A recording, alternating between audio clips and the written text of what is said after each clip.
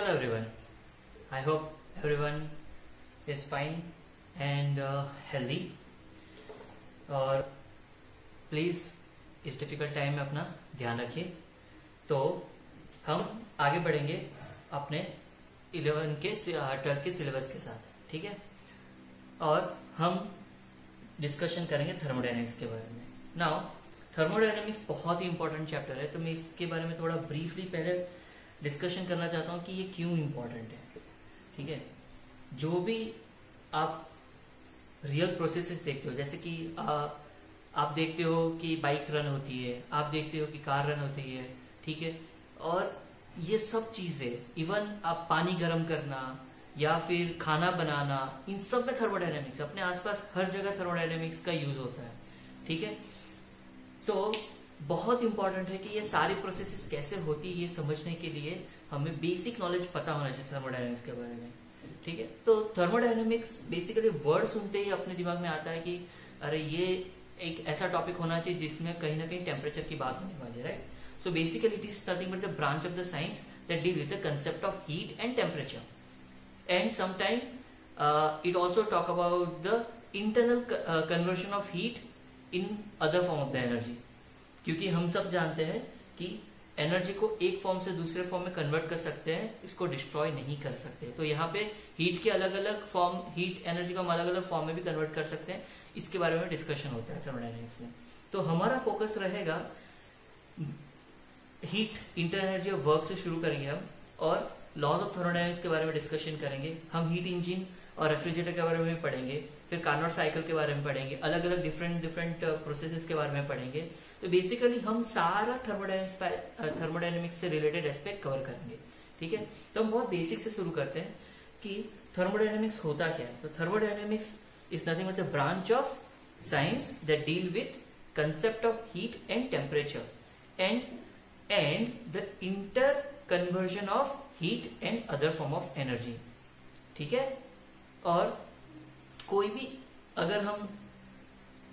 Substance है, उसको अगर हम देखना चाहे तो उसको देखने के दो अलग अलग तरीके होते हैं। एक तो मैक्रोस्कोपिक अप्रोच होता है, मैक्रोस्कोपिक अप्रोच होता है, और होता है माइक्रोस्कोपिक। ये दोनों में बहुत डिफरेंस है। जो हम अपनी आंखों से देख सकते हैं, बेसिकली जो विजिबल है, नेकेड आई से अगर हम देख सकते हैं तो वो माइक्रोस्कोपिक प्रॉपर्टी में आता है, और जो नहीं देख सकते वो माइक्रोस्कोपिक प्रॉपर्टी में आता है बेसिकली। जैसे कि यहाँ पे हम बात करते हैं एटम्स की, और यहाँ पे हम बात करते हैं बल्क की। बल्क माने वॉल्यूम चेंज हो रहा है, टेम्परेचर चेंज हो रहा है, तो ये सब एक पूरे सब्सटेंस का होता है, राइट। हम एटम की बात नहीं करते यहाँ पे। तो ये सारी स्टडी हम माइक्रोस्कोपिक स्टडी यहाँ पे इस पे फोकस करने वाले हैं, ठीक है। फिर आगे बढ़ते हैं कि थर्मोडायनेमिक सिस्टम में एक्चुअली होता क्या है। तो कोई भी कहीं भी अगर आपको थर्मोडायनेमिक सिस्टम सराउंडिंग ऐसा वर्ड सुनाई दे तो डरना नहीं है, बहुत आसान सी चीज है कि सिस्टम क्या होता है। जैसे कि एक वॉल्यूम मैंने लिया, ठीक है। इस वॉल्यूम के बारे में बात करना चाह रहा हूं, तो इसको मैं अपना सिस्टम मान लूंगा, ठीक है। और इसके आसपास की सारी चीजें मेरी हो गई सराउंडिंग, ठीक है। अगर नहीं समझ रहा है तो एक एग्जांपल देता हूं। आप अगर एसी वाले रूम में बैठे हो फिलहाल, ठीक है, ये आपका घर का रूम है, यहाँ पे एसी चल रहा है, या फिर यहाँ अंदर एसी चल रहा नहीं चल रहा है मैटर नहीं करता, बट आप यहाँ पे बैठे हो कहीं पे, ठीक है। तो आपके लिए ये रूम आपका सिस्टम हुआ। क्यों?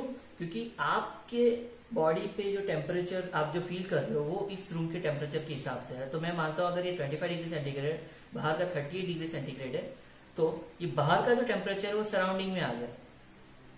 अंदर वाला रूम का जो टेम्परेचर है 25 डिग्री, वो आपका सिस्टम में आ गया। तो अब डिपेंड करते सिस्टम कैसे चूज करते हो। इसी तरह अभी इसी सिस्टम के अंदर एक बात करते हैं। जैसे कि आप यहाँ पे हो, ठीक है, आप यहाँ पे हो और आपके पास एक चाय का कप है, ठीक है, एक चाय का कप है, गरम चाय का कप, ठीक है। तो अगर ये चाय का कप यहाँ पे रखा है और मैं सिर्फ इस कप के बारे में बात करना चाह रहा हूं, आपके साथ मुझे फिलहाल कोई उसका कन्वर्सेशन नहीं रखना है कि मुझे जो भी चेंजेस हो रहा है टेम्परेचर का वो सिर्फ कप के बारे में बात कर रहा है, तो ये कप मेरे लिए सिस्टम हो गया। ठीक है, तो मैं जब एक कप की बात करता हूं तो ये कप मेरा सिस्टम हो गया, और इसके कप के सराउंडिंग में जो भी है सब कुछ सराउंडिंग में आ जाएगा, और यहाँ पे जो आप खड़े थे वो भी सराउंडिंग में आ गए। ठीक है, तो डिपेंड करता है कि आप किस चीज के बारे में पढ़ना चाह रहे हो, आप किस चीज के बारे में बात करते हो। ठीक है, उस हिसाब से डिपेंड करता है कि आपका सिस्टम कौन सा है, सराउंडिंग कौन सा है। बस आपको ये याद रखना है कि जो आपका मैटर ऑफ कंसर्न है वो पर्टिकुलर एरिया को मैं सिस्टम मानूंगा, या वो पर्टिकुलर ऑब्जेक्ट को मैं सिस्टम मानूंगा। ठीक है, तो ये काफी इजी एग्जांपल है, तो आई होप आपको समझा होगा। फिर थर्मोडायनेमिक वेरिएबल्स की बात करते हैं। ठीक है, थर्मोडायनेमिक्स वेरिएबल होते क्या है? तो बेसिकली थर्मोडायनेमिक वेरिएबल में हम ज्यादातर बात करते हैं 3 वेरिएबल की। एक होता है प्रेशर, कैपिटल P, और एक होता है वॉल्यूम, कैपिटल V, और क्या होता है मेन थिंग टेम्परेचर। ठीक है, टेम्परेचर क्या होता है कैपिटल T। प्रेशर कैसे मेजर करते हैं? यूनिट हमेशा याद रखो, न्यूटन पर मीटर स्क्वायर या फिर पास्कल। वॉल्यूम के लिए मीटर क्यूब, टेम्परेचर के लिए केल्विन और डिग्री सेंटीग्रेड। ठीक है, और डिग्री सेंटीग्रेड जो भी आप अज्यूम करो। So the quantities like pressure, volume and temperature which help us to study the behaviour of thermodynamic system. Basically अगर मैं अभी जो एग्जांपल हमने लिया अभी इस आपके रूम के बारे में, तो आपके रूम के अंदर का प्रेशर कितना है, वॉल्यूम कितना है, टेम्परेचर कितना, उसी 3 पैरामीटर के आसपास हम बात कर रहे थे। तो अगर पूरे सिस्टम को अगर आपको समझना है तो आप मेनली ये 3 क्वांटिटी की बात करोगे। तो this quantities are nothing but the thermodynamic variables which help us to study the behaviour of the thermodynamic system. अगर आप कप की बात कर रहे थे तो कप में कैसा था, आप कप में चाय रखे थे या फिर कॉफी रखे थे, कॉफी ऑटोमेटिकली ठंडी हो रही है, गर्म ठंडी हो रही है अगर आपके टेबल पे रखी तो मैं बस वहां पे टेम्परेचर चेंज की बात कर रहा हूँ उस पर्टिकुलर कप के लिए। तो ये वो टेम्परेचर पैरामीटर मुझे क्या कर रहा है, वो हेल्प कर रहा है मुझे कि सिस्टम में कैसे चेंजेस आ रहे हैं वो देखने के लिए। तो बेसिकली अगर मुझे बिहेवियर चेक करना है तो मैं टेम्परेचर की बात करूंगा। तो ये सब आते हैं thermodynamic variable. These are nothing but the thermodynamic variables. ठीक है, तो कोई भी सिस्टम की बात करोगे तो आप थर्मोडायनेमिक्स वेरिएबल के बारे में बात करोगे वहां पे। चलो अभी हम बात करेंगे इक्वेशन ऑफ स्टेट की। तो जैसे ये 3 टर्म्स आते हैं तो कहीं ना कहीं आपने ये पढ़ा है इक्वेशन ऑफ स्टेट। तो ये तीनों पैरामीटर एक दूसरे के साथ कहीं ना कहीं कनेक्टेड है, और वो कनेक्टिविटी कहां से आती है, एक मैथमेटिकल रिलेशन से, that is nothing but the equation of the state. ठीक है, तो वो थर्मोडायनेमिक ये 3 क्वांटिटीज, ये 3 थर्मोडायनेमिक वेरिएबल का रिलेशन मुझे देता है इक्वेशन ऑफ स्टेट। एंड अगर मैं सिर्फ आइडियल गैस की बात करूं, equation of state for ideal gas, अगर मैं आइडियल गैस की बात करूं तो इक्वेशन क्या है, PV is equal to nRT। ठीक है, ये बहुत इंपॉर्टेंट इक्वेशन है, थ्रू आउट थर्मोडायनेमिक्स में आप इसके बारे में बात करते हैं तो बार बार। ठीक है, तो यहाँ पे P क्या है, pressure, volume and volume and क्या है, नंबर ऑफ मोल्स। ठीक है, R क्या है, यूनिवर्सल गैस कांस्टेंट। प्लीज ये सब क्वांटिटी आपको पता होनी चाहिए। T क्या है, टेम्परेचर। तो प्लीज ये सारे क्वांटिटीज के बारे में अच्छे से एक बार रिवाइज कीजिए और फिर आगे बढ़िए। ठीक है, इक्वेशन ऑफ स्टेट हम बहुत यूज करने वाले हैं। तो यहाँ पे n का कैलकुलेशन कैसे होता है, r का कैलकुलेशन कैसे होता है, ये आपके लिए एक छोटा सा होमवर्क है। आप इसके बारे में 11th में पढ़ चुके हो। ठीक है, so I am keeping it as a exercise. चलो अब हमने अभी देखा कि अगर थर्मोडायनेमिक्स की बात करनी है तो मुझे प्रेशर, वॉल्यूम और टेम्परेचर के बारे में कहीं ना कहीं कोई ना कोई इन्फॉर्मेशन चाहिए, तभी जाके मैं इसके बारे में डिस्कशन कर सकता हूं। करेक्ट, तो हम बात करेंगे कि इक्विलिब्रियम क्या होता है। जैसे कि हमने अभी एक कप की बात कर रहे थे। चलो कप की जगह मैं पानी ले लेता हूँ। ठीक है, एक हॉट वाटर है और एक कोल्ड वाटर है। ठीक है, ये कोल्ड वाटर है। अगर मैं इन दोनों को मैच करूं, इसका टेम्परेचर था मेरे पास 75 डिग्री सेंटीग्रेड, इसका टेम्परेचर है मेरे पास 5 डिग्री सेंटीग्रेड। अगर इन दोनों को मिला दो एक कप में यहाँ पे, तो इसका टेम्परेचर क्या होना चाहिए आपके हिसाब से? सोचो क्या होना चाहिए। करेक्ट, इसका टेम्परेचर 75 से कम होगा, ठीक है, और 5 से ज्यादा होगा। तो बेसिकली यहाँ पे जो टेम्परेचर है वो इन दोनों के मिक्सिंग से एक नया टेम्परेचर अटेन करेगा। तो यहाँ पे जो हॉट बॉडी है वो अपना टेम्परेचर लूज करेगा और कोल्ड बॉडी होगा वो अपना टेम्परेचर गेन करेगा। तो बेसिकली ये दोनों जब मिक्स करते हैं तो एक ऐसे इक्विलिब्रियम पे पहुंचते हैं कि वहां पे इसका टेम्परेचर एक कॉमन टेम्परेचर पे आ जाए। अगर मैं मानता हूं कि यहाँ पे 45 डिग्री टेम्परेचर पे ये पहुंच जाए, तो ये जो प्रोसेस हुई जब टेम्परेचर इक्विलिब्रियम पे आए उसको कहते हैं thermal equilibrium. That is nothing but the thermal equilibrium.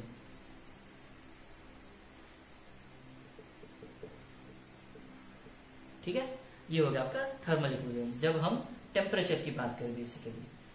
फिर एक और इक्विलिब्रियम पॉसिबल है, उसको कहते हैं केमिकल इक्विलिब्रियम। दोनों अलग अलग, लेट सपोज ये कुछ और केमिकल था और ये कुछ और केमिकल था, ठीक है, केमिकल इक्विलिब्रियम। तो मैं बोलता हूं चलो ये कुछ तो एक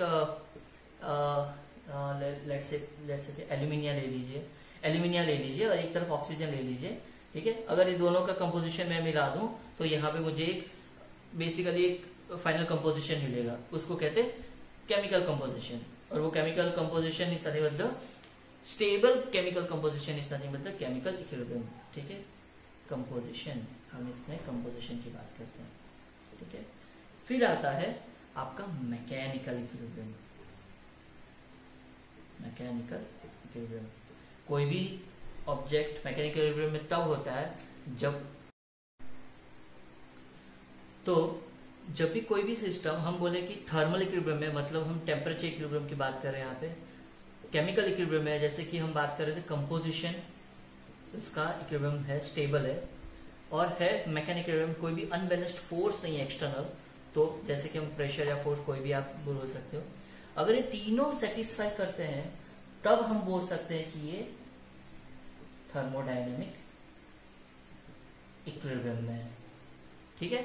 तो प्लीज इसको समझिए पहले कि there is a difference between thermodynamic equilibrium and thermal equilibrium. Thermal equilibrium में हम सिर्फ टेम्परेचर की बात करते हैं, लेकिन जब थर्मोडायनेमिक इक्विलिब्रियम की बात कर रहे हैं तब हम तीनों इक्विलिब्रियम हमारे पास सिस्टम के लिए होने चाहिए। अगर आपका ये सिस्टम है, तो सिस्टम थर्मोडायनेमिक इक्विलिब्रियम में तभी कहलाता है जब ये तीनों इक्विलिब्रियम वो सिस्टम तीनों इक्विलिब्रियम को सेटिस्फाई करे, ठीक है। चलो आगे बढ़ते हैं। अब इससे रिलेटेड बात करते हैं, जैसे कि अभी हम सिस्टम की बात करें तो यहाँ पे हमने सराउंडिंग भी देखा, ठीक है, सराउंडिंग भी देखा। अब इन सिस्टम और सराउंडिंग के बीच में ये वॉल है, ठीक है। ये वॉल कैसी भी हो सकती है, इसको आप बोल सकते हो सराउंडिंग, इसको बोल सकते हैं nature of wall separating with some wall, ठीक है। इसको बाउंड्री भी बोल सकते हो, सिस्टम बाउंड्री भी बोल सकते हो, that is a more correct word, boundary, ठीक है। तो अभी ये बाउंड्री कैसी है उस पर डिपेंड करता है। आपने देखा होगा, अगर आप देखो थर्मस की बात करो, आपके घर में अगर थर्मस हो तो थर्मस और एक नॉर्मल वाटर बॉटल में डिफरेंस है। क्योंकि थर्मस का पानी ठंडा हो तो ठंडा ही रहेगा, गर्म हो तो गर्म ही रहेगा, लेकिन नॉर्मल वाटर बॉटल का टेम्परेचर नॉर्मल रूम टेम्परेचर पे आ जाएगा। तो दोनों में डिफरेंस क्या है, सराउंडिंग वॉल के लिए आपके बॉटल का मटेरियल अलग है, इसलिए तो ये वॉल कैसा है उस पर काफी डिपेंड करता है कि आपका थर्मोडायनेमिक प्रोसेस कैसा रहेगा। तो हम इस वॉल के बारे में बात करेंगे अभी, ठीक है। तो आगे बढ़ते हैं। वॉल पहले तो सबसे इंपॉर्टेंट चीज एक adiabatic wall, insulated wall basically, ठीक है। सबसे पहले एडियाबैटिक वॉल, अगर मैं इसको ड्रॉ करके दिखाऊं तो अगर ये सिस्टम है मेरा, ठीक है, और उनको मैंने सेपरेट किया है एक वॉल से, एक सिस्टम ए है एक सिस्टम बी है, ठीक है। तो इसको मैंने एक वॉल से सेपरेट किया है, यहाँ का टेम्परेचर P1 है, यहाँ का टेम्परेचर V1 है, यहाँ का टेम्परेचर प्रेशर P1 है और यहाँ का टेम्परेचर वॉल्यूम V2 है।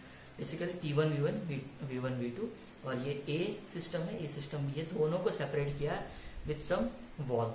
ठीक है, अब ये वॉल मैं बाहर भी एक्सटेंड कर देता हूँ, ये दोनों को मैं बाहर भी एक्सटेंड कर देता हूँ। ठीक है, ये भी एडियाबैटिक वॉल है, ये पूरा एडियाबैटिक वॉल है। ठीक है, ये एडियाबैटिक वॉल है। ठीक है, ये भी एडियाबैटिक वॉल है। ठीक है, तो अगर ऐसे केस में क्या आप अगर ये नहीं समझ रहे, बॉटल का एग्जांपल ले सकते हो आप। आपके पास अगर थर्मस हो तो थर्मस का एग्जांपल आप ले सकते हो। थर्मस में ये जो वॉल होती है वो इंसुलेटेड वॉल होती है। इंसुलेटेड वॉल क्या करती है, हीट को यहां से वहां ट्रांसफर नहीं होने देती। ठीक है, ना अंदर से बाहर ना बाहर से अंदर, ये हीट ट्रांसफर नहीं होता। सो हीट ट्रांसफर, हीट को हम डिनोट करते हैं कैपिटल क्यू से, वो क्यू होता है, वो हम यहाँ पे इधर उधर नहीं होने देते। ठीक है, तो बेसिकली जब भी हम एडियाबैटिक वॉल की बात करते हैं तो there is no heat transfer between the wall basically. ठीक है, तो यहाँ से यहाँ और यहाँ से अंदर, यहाँ से क्यू और क्यू, ये पॉसिबल नहीं है। ठीक है, so there is no heat transfer. उसके बाद आती है डायाथर्मिक वॉल। उसके बाद आती है डायाथर्मिक वॉल। सो डायाथर्मिक वॉल में क्या होता है, आप अलाउ करते हो बेसिकली टेम्परेचर। ठीक है, टेम्परेचर फ्लो हो सकता है डायाथर्मिक। तो सेम सिस्टम अगर सेपरेटेड बाय वन वॉल है, ठीक है, ये सिस्टम ए है, ये सिस्टम बी है और ये आपका वॉल है। तो ये वॉल में क्या होता है, ये वॉल आपको हीट फ्लो इधर से उधर करने की परमिशन देता है। तो हीट फ्लो, लेकिन कब तक, याद रखो, जैसे कि यहाँ का टेम्परेचर TA है, TB है, लेट्स सपोज T आपका 100 डिग्री है और TB आपका 10 डिग्री है, तो हीट एक इस वॉल से इधर उधर पास होगा, लेकिन कब तक, heat flow such that it reach till equilibrium, basically एक नॉर्मल कॉमन टेम्परेचर पे आ जाएगा। ठीक है, तो अभी तक हमने जो भी डिस्कशन किया वो डिस्कशन हमारे लिए इनफ है आगे के लॉ समझने के लिए। तो हम आगे बढ़ते हैं थर्मोडायनेमिक्स लॉ के लिए। तो थर्मोडायनेमिक्स लॉज में सबसे पहले लॉज हम पढ़ेंगे zeroth law of thermodynamics. Zeroth law समझने के लिए मैं आपको एक बहुत ही अच्छा एग्जांपल दूंगा जिससे आपके लिए आसान रहेगा। तो सबसे पहले जीरोथ लॉ कहता क्या है, तो इसको समझने के लिए आप एक काम कीजिए, आप अज्यूम करो कि आपके दो दोस्त हैं। ठीक है, अज्यूम करने की जरूरत नहीं, हो गई कोई ना कोई तो, आई एम श्योर। तो आप ए हो, ठीक है, ये आपकी सोसाइटी है और ये आपका स्कूल है। ठीक है, सो आपका एक दोस्त है जो सोसाइटी में रहता है, कोई भी नाम होगा उसका। चलो, जैसे कि मेरा नाम दिवेश है, तो मेरा एक दोस्त है जो मेरी सोसाइटी में रहता है और उसको मैं बोलता हूँ कुशल। ठीक है, एक और मेरा दोस्त है और वो दोस्त है मेरा स्कूल में, उसका नाम है मंगेश। ठीक है, तो ये मेरा दोस्त सोसाइटी में है, ये मेरा स्कूल में दोस्त है। अब जीरोथ लॉ ऑफ थर्मोडायनेमिक्स का स्टेटमेंट क्या है, two system is in equilibrium with the third system separately are in thermal equilibrium with each other. मतलब अगर दो सिस्टम है आपके पास, तीन सिस्टम है, अगर मैं ये बोलता है कि ये दोनों थर्मल इक्विलिब्रियम में है और ये दोनों थर्मल इक्विलिब्रियम में भी है, तो ये दोनों भी थर्मल इक्विलिब्रियम में है। सब ऊपर से क्या होगा, आई गेस। सो उसको सिंप्लीफाइड में बताते हैं। लॉ इतना ही बोलता है कि दिवेश के अगर दो दोस्त है, एक कुशल है और एक मंगेश है। कुशल उसका सोसाइटी का दोस्त है और स्कूल का उसका दोस्त है मंगेश। तो मंगेश और कुशल एक दूसरे को जानते नहीं है, लेकिन थर्मोडायनेमिक्स का जीरोथ लॉ ये कहता है कि ये दोनों भी अगर दिवेश इसको भी जानता है और ये दिवेश इसका भी दोस्त है, तो ये दोनों भी आपस में दोस्त हुए। तो two system is in equilibrium with third system separately in thermal equilibrium with each other। ठीक है, ये दोस्त का एग्जाम्पल हो गया। तो हम इसको थोड़ा सा अभी थर्मोडायनेमिक्स में आ जाते हैं और इसी सिस्टम को हम वापस बनाएंगे। कैसे? ये मेरे पास 3 सिस्टम में बना देता हूँ। एक सिस्टम ये है, एक सिस्टम बी है और एक सिस्टम सी है। ठीक है, तो अभी ये 2 सिस्टम के बीच में एक वॉल मैंने लगा दी। ठीक है, इन दोनों के बीच में मैंने एक वॉल लगा दी। ठीक है, तो अभी हो क्या रहा है, यहाँ पे जो वॉल है, ये इस वॉल में क्या हो रहा है कि अगर ए और सी थर्मल इक्विलिब्रियम में है, ये इंसुलेटेड वॉल है, सॉरी ये डायाथर्मिक वॉल है, तो इसको थोड़ा अलग, इसको ब्लैक बना देते हैं।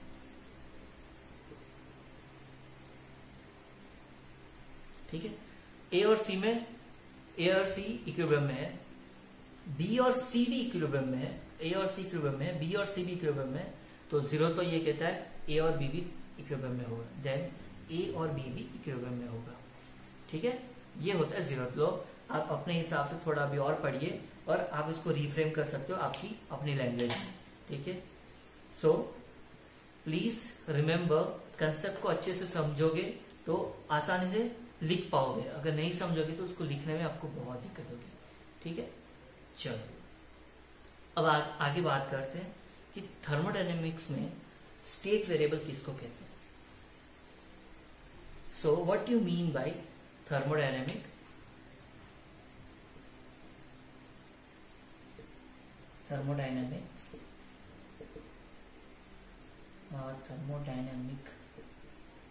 State variables. चलो, इसको बताने से पहले मैं आपको छोटी सी एक इंफॉर्मेशन देना चाहता हूं कि जब भी आप बोलते हो कि स्टेट वेरिएबल क्या होता है, स्टेट क्या होता है किसी सिस्टम का, तो आपको एक इनहेरेंटली एक चीज याद रखनी है। ये स्टेट कोई फैंसी वर्ड नहीं है, इट इज जस्ट दैट हम बोलते हैं कि कोई भी सब्सटेंस 3 स्टेट में अवेलेबल होता है। एक तो लिक्विड स्टेट होता है, गैसियस स्टेट होता है और सॉलिड स्टेट होता है। तो इन तीनों स्टेट में अगर आप बात करो तो उससे रिलेटेड ही सारी क्वांटिटी हम बात करेंगे, वही स्टेट वेरिएबल्स है। ठीक है, जो यहाँ पे सिर्फ हम उस पर्टिकुलर स्टेट की बात करेंगे, स्टेट में क्या चेंज हो रहा है, लिक्विड स्टेट में क्या चेंज हो रहा है, गैसियस स्टेट में क्या चेंज हो रहा है और सॉलिड स्टेट में क्या चेंज हो रहा है। तो बेसिकली हम